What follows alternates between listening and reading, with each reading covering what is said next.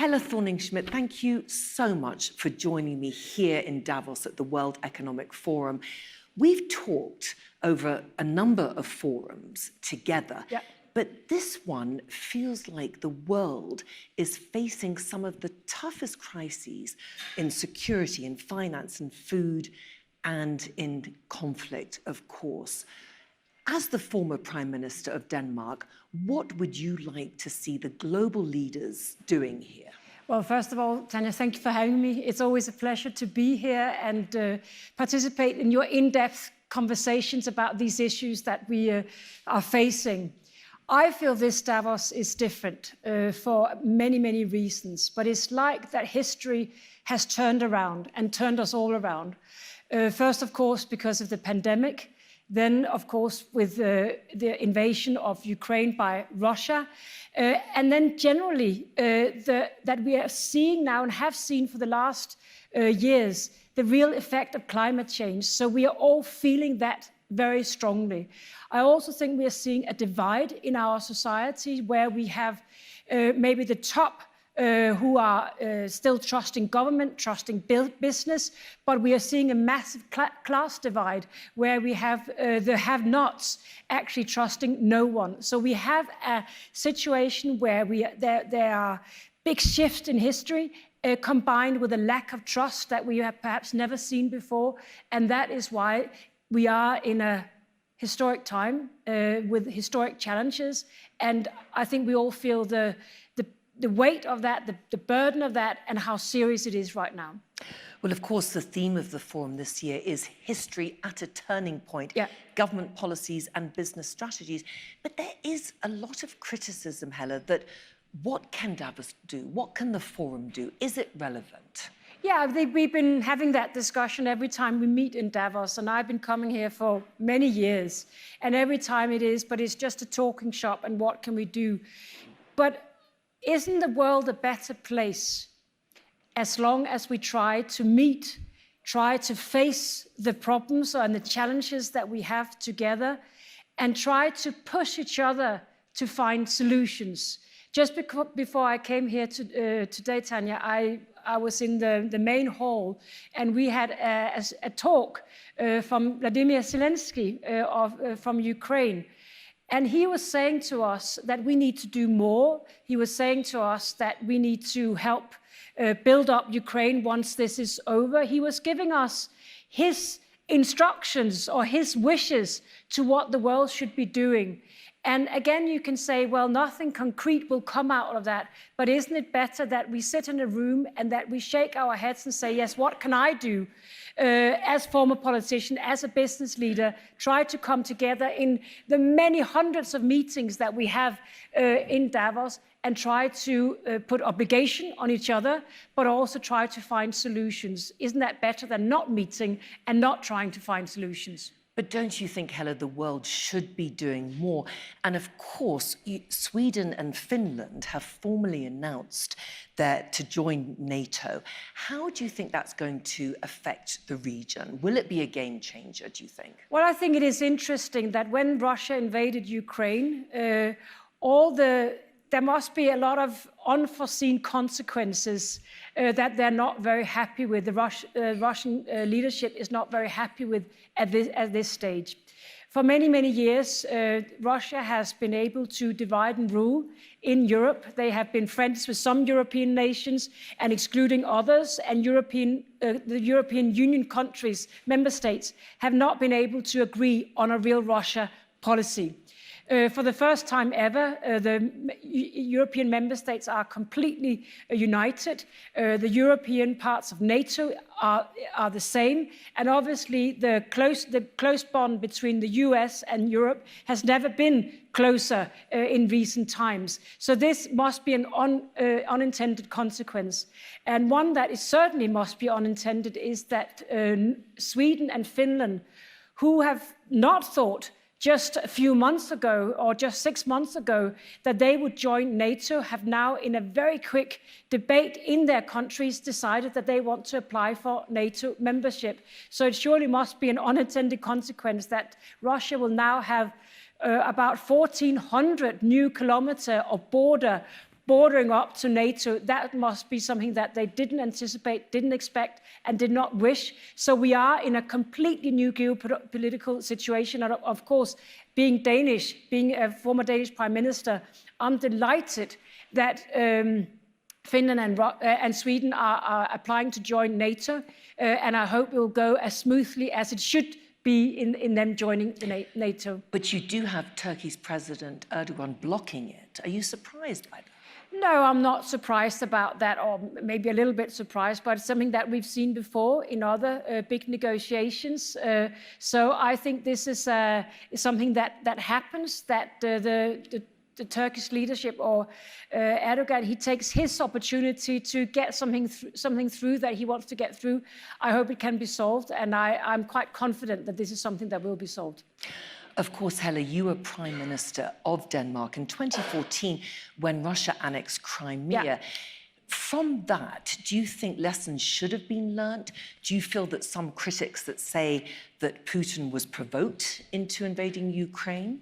No, Putin was not provoked to invading Ukraine. I think it is very obvious to me that we have to respect the Ukrainian territorial integrity. We have to respect and accept that Ukrainians have the right to choose which organizations they join, be it the European Union or NATO. They have the right to choose that for themselves. That is what defines a nation state. So I don't think there was any provocation. But of course, we can all learn from what happened in 2014. Yes, I was at the table. We discussed very intensively what should be done. And I think one of the lessons that we should have taken out of that is that we shouldn't have been so dependent on gas and oil from Russia. We should have shifted our energy consumption to more sustainable energy, of course, and we should have done it faster. So for me, that is the biggest lesson. Many people are trying to draw the conclusion that we should have been harsher on Russia. Perhaps to a certain degree that is true, but I also feel that we tried to talk to Russia. We tried to find solutions. Russia is a big neighbor, and I think you always need to try and find solutions and talk to Russia before you move to any other instruments that you might have at your disposal. You've met President Putin. Very briefly, yes. Where do you think it's going to lead to? You've actually said yourself, this is President Putin's Waterloo. Yes, I have, because I think there's been so many unintended consequences in this situation. There's been so many things that have happened that they cannot be happy about in Russia. Just the fact that Ukraine is suddenly on everyone's mind. We understand more of Ukraine than we perhaps have ever done. We understand who's the president of Ukraine, who is the mayors of the various big cities in Ukraine. We just understand Ukraine and Ukrainians much better than we ever have done. We ask ourselves, why are they not parts of NATO? What happened with that? Why are they not part of the European Union? And I think that could never have been what they intended. What we also see is that Ukrainians, obviously, they couldn't have done so well in terms of pushing Russia back or holding the Russians off if they hadn't been helped massively by the West in terms of weapons, particularly in terms of intelligence. And what we're seeing is that Ukraine has in many ways become a nation in the eyes of the world, but perhaps more importantly in the eyes of themselves over the last 3 months. So I think that is something completely new to all of us. And as the former CEO of Save the Children, are you shocked, horrified by the sheer brutality that you've seen? Children killed, millions of refugees leaving the country. I am very, very shocked about any urban war, because what happens in an urban war is that is when war becomes much more dangerous for people who are unarmed. It becomes much more dangerous for women and, of course, for children. And we've seen it. We've actually seen what happens when war becomes urban, when you have troops moving in to places where people go to school, to their health facilities, to where they live. That is when you have completely innocent victims. Who can be more innocent in a war than children? And as soon as war becomes that brutal in urban settings, this is when we see the loss of lives for children. So yes, urban war, whether it happens in Syria, in Yemen, or in Ukraine, that is always very harsh for children. That is when that is when you get bombardments of places where children actually are, because they have to go to school, they have to be in hospitals, they have to be at home.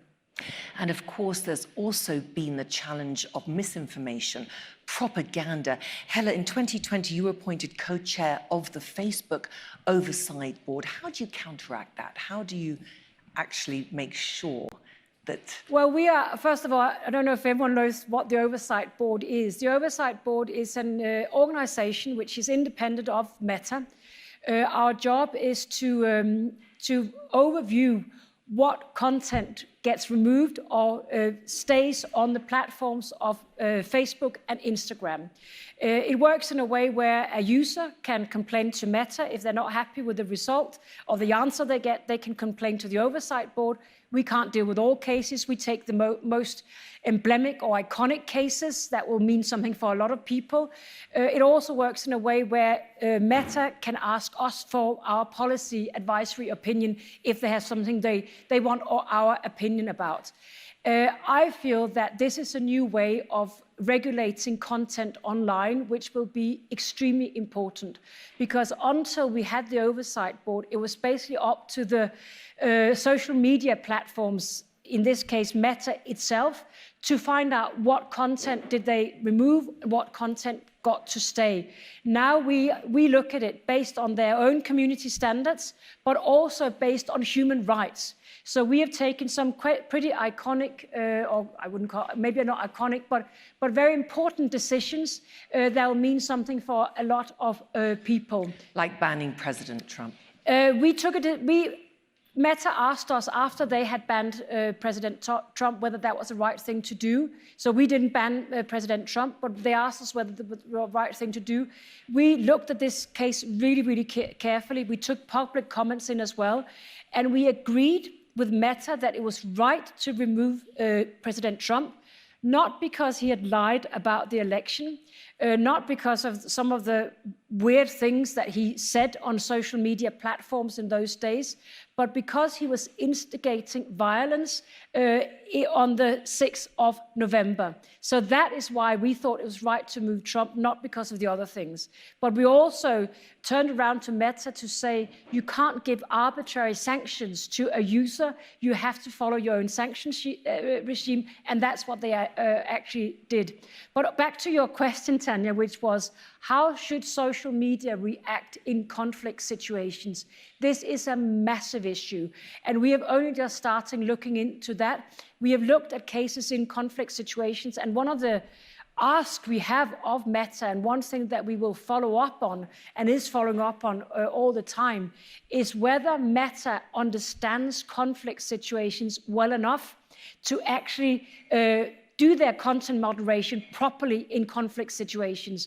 Do they have the right language capacity to do that? If a conflict happens in Sudan, do they know what they should be doing? So I think we will push Meta to be much more, know much more what to do in conflict situation, and hopefully that will also impact what they do in Ukraine. Of course, you are funded by Facebook and you're policing Facebook. So what do you say to those? How does the public then trust your decisions? I respect the question, but it is actually Facebook, Meta is funding a trust. And it's a trust that has been giving a very large sum of money, and they are not then responsible for the Oversight Board. So I do think they have created a setup where we are truly independent. No one can sack me if I am part of a decision that Meta doesn't like. We cannot be. No one can tell us which decisions to take. So I feel that we are independent, and Meta has, of course, said that they will follow our decisions. So some people have compared us to a high court for Meta, which I think is right and is also wrong. But one thing that is certainly absolutely certain that Meta cannot dictate at all to us which decisions we should take. Are you worried about Elon Musk's potential 44 billion takeover of Twitter? Is that a threat to free speech?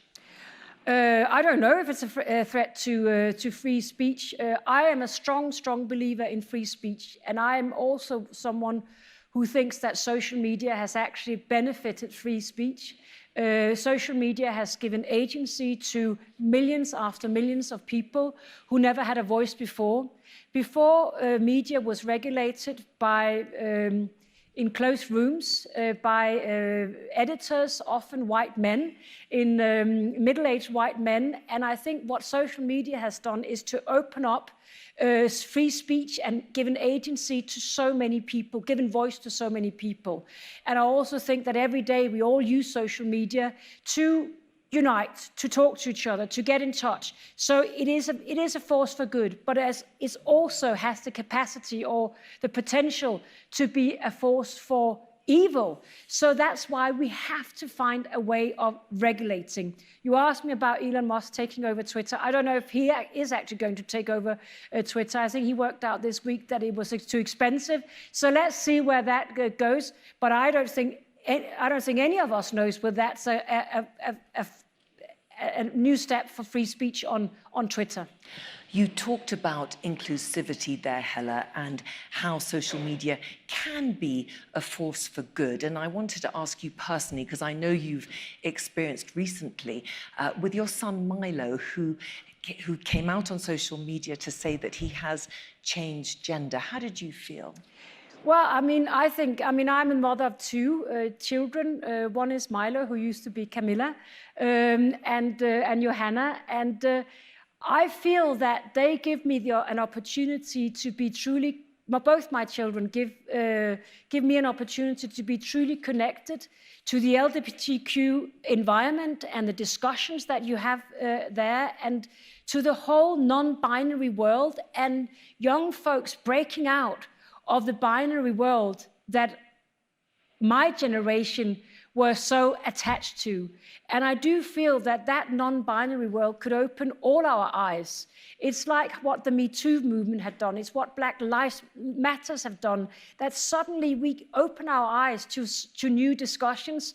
And honestly, I feel extremely fortunate to have two children who are constantly challenging me and my husband and what we stand for, and open our eyes to new ways of thinking about the world, not just in the LGBTQ movement, if we can call it that, but to the whole non-binary world where there's not a yes and not a no, no black and no white, but where everything is actually mixed and there's pros and cons and things in the middle.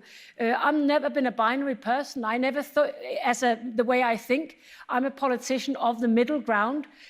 So I love this idea that young people are breaking up how we see the world, and I think they're doing that so powerfully. So I welcome my own kids doing it, and all the whole Gen Z telling us, you got it wrong, you're a bit old-fashioned. I think that's good for us. Just finally, Helle, you were the first female Prime Minister of Denmark. Christine Lagarde, also Amina Mohammed, the Deputy Secretary General of the United Nations, they're calling for more female global leadership. Do you think that will make a difference to the challenges we face? I mean, that's also what we talk about when we talk about diversity and inclusion. I strongly believe that the more voices of different people that we have in the boardroom at a political discussion, the better decisions we will take. We will take better decisions when we have new perspectives around the table. And I think the world actually suffers right now. And I think we are seeing the consequences of too many years where there's only one type of person who was allowed into taking the decisions. And I've been in Davos for so many years Davos has changed as well. Women has a voice now. Women have a voice now here. Different people has a voice. It's not as wide as it used to be. And I strongly feel that our decisions about where the world should go are stronger and better because we're a more diverse set of people taking decisions. So yes, more women, more people of color, more LGBTQ people, more religious backgrounds. All of us should be part of taking decisions. Helle Thorning-Schmidt, thank you so much for joining me today. Thank you for having me. Thank you. Thank you.